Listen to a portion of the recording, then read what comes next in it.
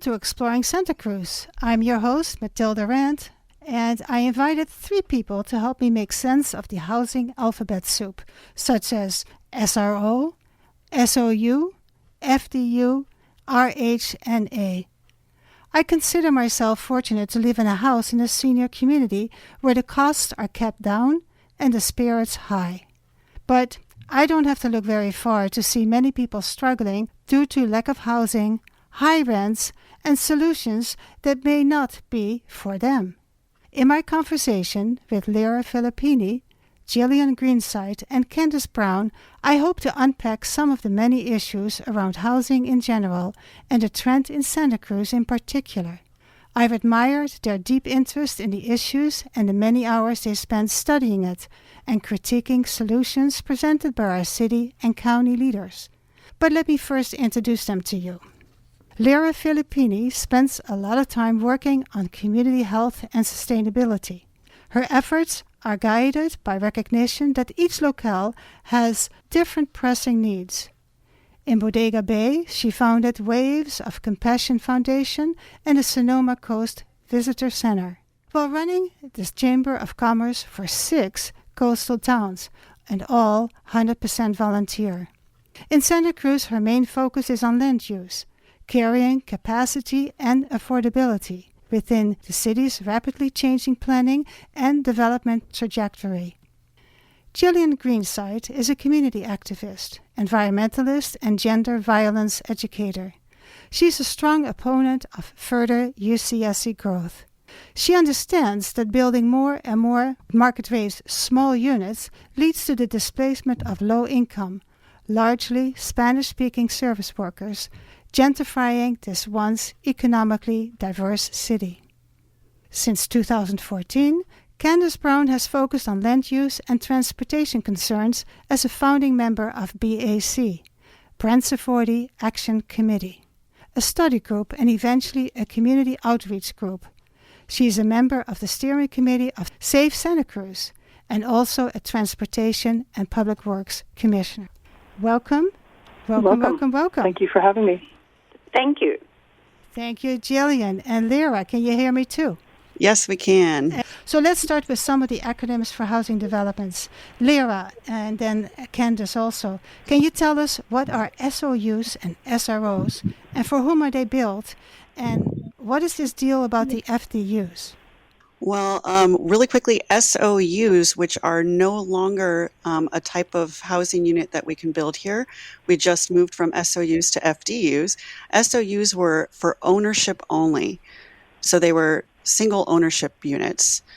What was really great about that was that there are a lot of people who can't afford to have a single family resident, but would be able to possibly afford a small apartment. And that was something that was really exciting about the SOUs. But we have now moved to FDUs, which is flexible density units, and we'll talk more about that in a second. SROs are single room occupancy units, so they're very, very small, often the entire living space, so the living room as well as the bedroom is all in one space. They may or may not include a kitchen and may or may not include their own bathroom. Candace? Yeah, just to add to that, some examples, because people don't realize these already do exist. At 555 Pacific, that's 94 SOUs. Those are single occupancy units. But they were allowed by the city to make an exception to make them rentals for the next 15 years. And, of course, now it can be indefinite, I'm sure. And then in the case of SRO, some examples of that would be at the St. George. There's about, 122 units. But I think they're actually expiring because some of these designations, especially if they're considered affordable, at some point go away because they're not deed restricted indefinitely.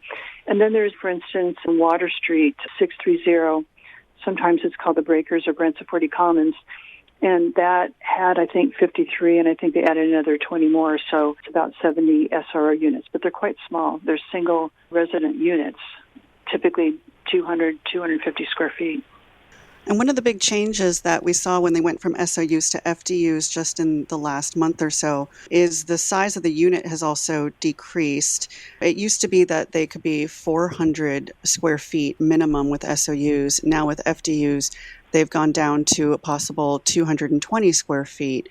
And one of the things that applies to all 3 of these different types of housing units is that they have created this allowance in the general plan so that if you are in a place that is zoned to allow for these types of units, but you think that your zoning there is maybe 30 to 55 possible units per acre for the density, that zoning regulation actually doesn't even apply to these types of units. So they can, for instance, build over 100 units on that acre, completely sidestepping the max units per density regulation, which is, I think, something that most people have not heard about and would be rather shocked to hear.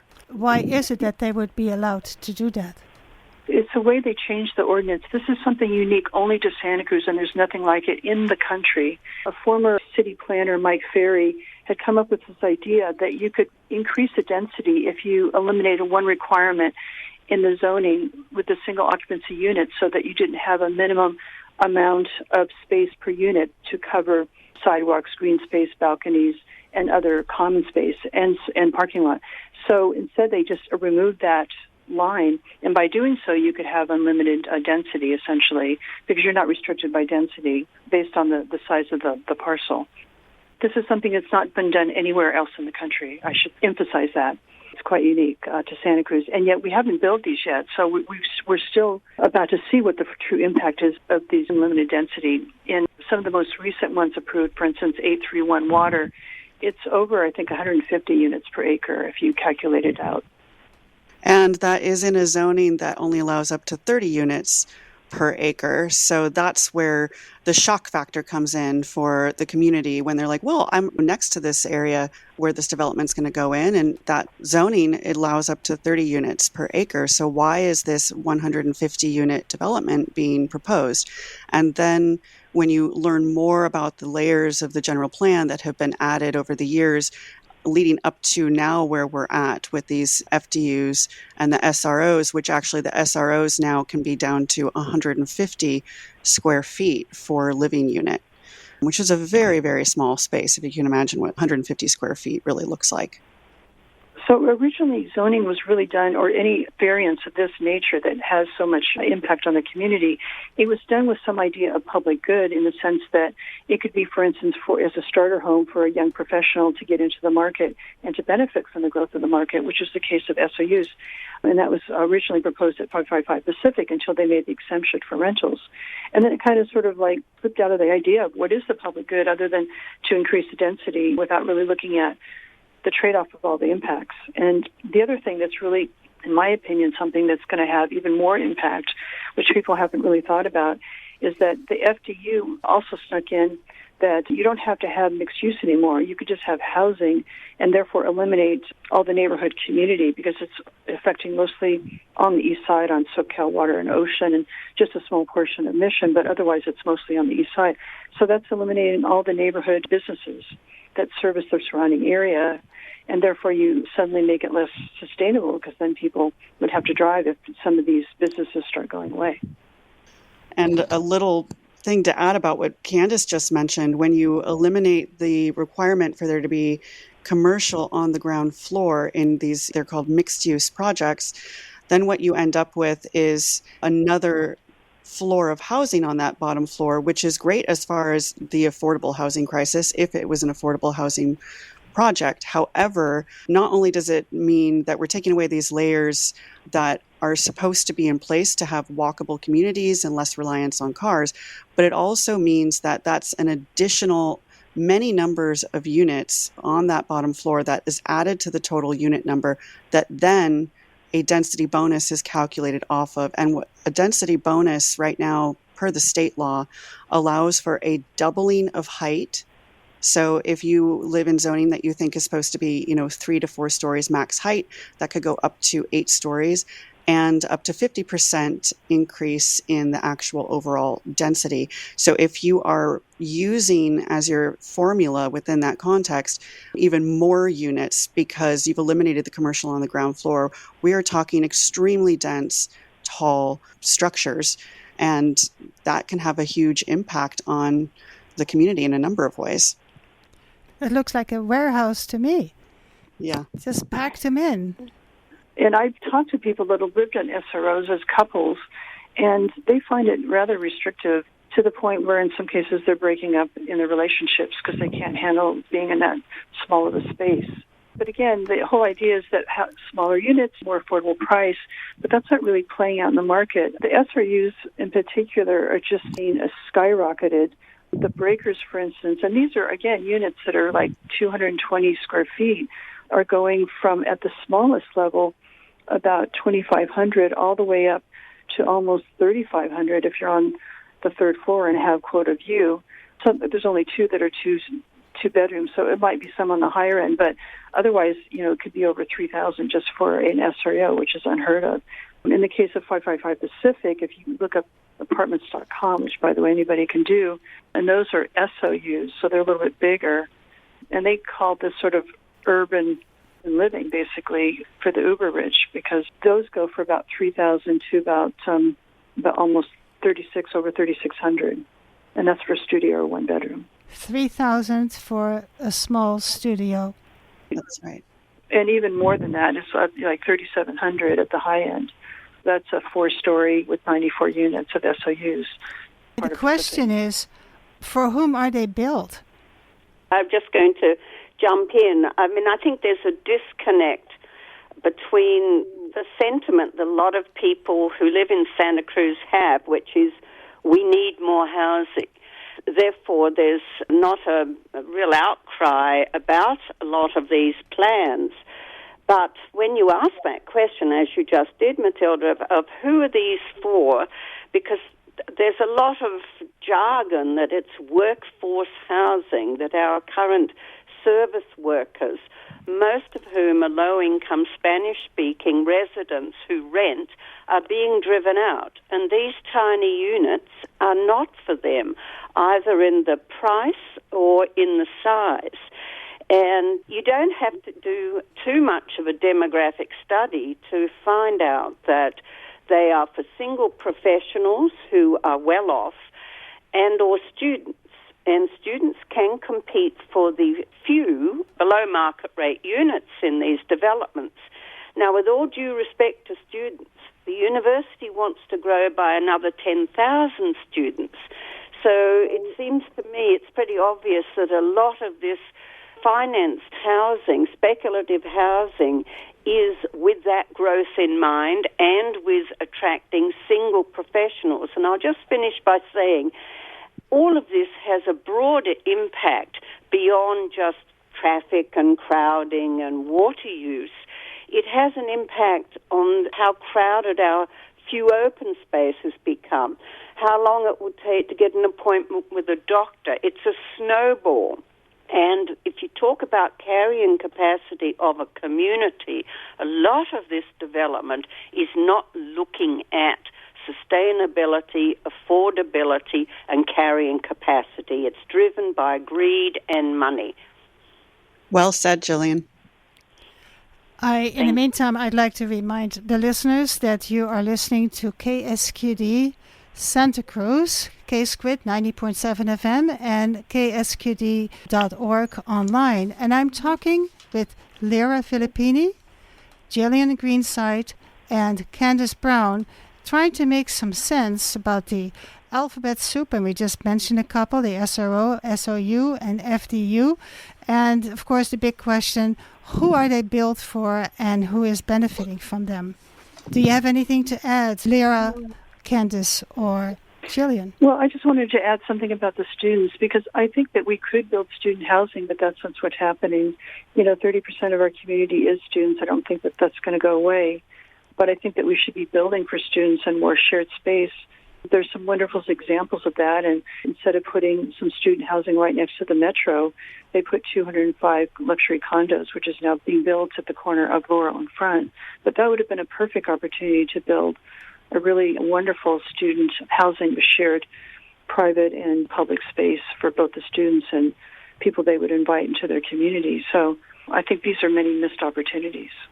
I agree. And I would also add that the students they're on the receiving end, not in a positive way. They actually kind of become victims as well. When you build this many very small market rate units, a lot of students can't afford those market rate units. The tuition keeps going up at the same time that the enrollment keeps increasing. And students have a really hard time competing not only with each other for housing, but also with the low income and market rate local community members. People don't realize, if they're restricted, like if they're affordable restricted, not to cut you off, Lira, but just to add to this, the complexity, affordable housing, if it's deed restricted, does not allow for undergraduate students. You might be able to, I think, for graduate students in some cases. Most students would not qualify for deed restricted affordable. So you really have to focus on very unique ways of servicing students, and that's not happening. But yet it happens in other campuses. There's Chico, there's Craig Hall, for instance. It's an off-campus shared kitchen space, shared bathrooms. You've seen thousands of units being built at San Luis Obispo, for instance, and yet for some reason we don't consider that in our community.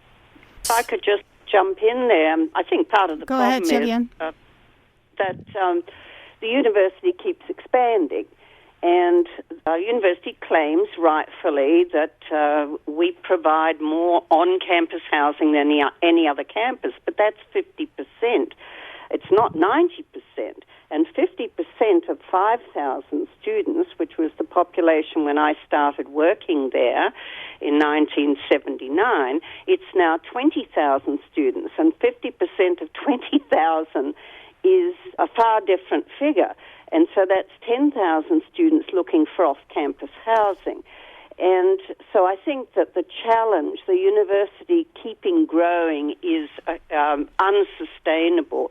And I probably disagree a little bit. My experience over the years is that students have competed very favorably, in their favor, with families to rent housing, because most of us can remember being a student. You don't mind cramming in for 4 years while you're at college. Whereas if you're a family with children going to school, that's a little bit different. So students have outcompeted local families, and in fact, often, because many of them are supported by families who are quite well off, not all students are poor, have added to the rent of what they can pay for a unit of housing. So I do think the broader picture has to challenge this continued university growth, and also the formula that market rate housing, even if we've got 20% below market rate, the 80% market rate housing raises our area medium income, meaning that the people who are moving into this housing have more income than the low-income service workers who are moving out. And therefore the rents go up. And I'll just end by saying that I got this from the city today when I was doing research for something else. Home prices have gone up by 85% since 2014. There was a 30% jump in house prices from 2020 to 21, including a 65% increase in condominiums and a 20% jump in rents from 2020 to 2021. Wow. So all this building that is being done is not addressing that increasing value, artificial value, and rents that are driving people out, and we risk becoming and are becoming a community where only the affluent can afford to live. And as those of us who are not affluent but came here a long time ago when housing was $70,000 for a little house, when we die, we're going to be replaced by high-end earners. And as all of these single professionals who are coming into these little SROs and FDUs, they're in their 20s now, when they start to think, possibly some of them, most of them, about raising a family, what's that going to do to the town? So it's unsustainable at every level, and it's not solving the problem, which is affordable housing, particularly for people who work here, but affordable housing for anybody. This isn't working at a state level. More is not creating a solution. What I want to do is, and I know, Candace, you're the expert on the water. Can you say briefly something about how unsustainable all of this is if you think about the water issue and the water budget? Basically, as our population's increased, our water use has gone down, but it's mainly been because the university has been so efficient on their allocation. But they've sort of flatlined, and also the community itself is flatlined when it comes to their ability to conserve more. We're probably the most efficient community, certainly in the state, and perhaps even one of the top ones in the nation. So there's not much more we can do on conservation. So as population grows, it's going to directly impact our water use. And in fact, there's a projection with Rosemary Menard and some charts that she's shown in the last year where water use will spike considerably in the next 3 to 5 years, and yet we won't have onboarding of new sources of water supply. So we can expect to have further reductions, and yet we weren't able to do a 10% reduction this last year. And yet there is this other acronym, the RHNA, the Regional Housing Needs Allocation, that also impacts the building of small units and building of market rate housing. Tell us a little bit about what is the RHNA, the Regional Housing Needs Allocation, and how is it going to impact our community? So the RHNA is basically a number that is handed down to us from AMBAG, the Association of Monterey Bay Area Governments. So a whole bunch of the representatives from different governments in the Monterey Bay Area get together and decide what cities and what counties, what areas are going to be required to produce what number of housing in the next RHNA cycle, which I think is generally 6 years. And we are very close to fulfilling our last RHNA cycle's allocation, with the exception of, no surprise, the very low income category. We have more than doubled the amount that we were required to for other areas, for instance, market rate. However, with this next RHNA cycle, they are telling us that it's going to be about a 400% increase from the last cycle in the number of units that we are going to be producing. So if you can imagine what that will do to our carrying capacity, our ability as a community with the infrastructure that we have, so access to resources, our roads, things of that nature, what is our ability to sustain a vital community and life here? And that is really what is at stake with this huge increase in density. Looking at water as just one of those examples. With a closed water system, we don't have aqueducts bringing water from other areas the way that Los Angeles does, for an example. So we have different carrying capacity and infrastructure to meet the needs of our community. And the density of that community directly affects our use of water, of roads, of, as Gillian said, our open space and parks, our access to medical and doctor services. So we're looking at potentially a very unstable and unsustainable future with this new RHNA. 700 units of housing we had to provide our RHNA numbers in the past cycle. Now for the next cycle, it's either 6 or 8 years, it's 3,800 additional units of housing in the city of Santa Cruz. It's madness, and some communities, some cities are fighting back. Our city council has just rolled over. There's two parts to this, yet I hear in what you have studied that there are ways of, even with small units, that we can do better, making sure that we're not impacting the community as much. And then the second part of it is, so our city council is not fighting it. What could people do? The city council majority needs to vote on it and appeal it for us to have a real chance, as other city councils have done.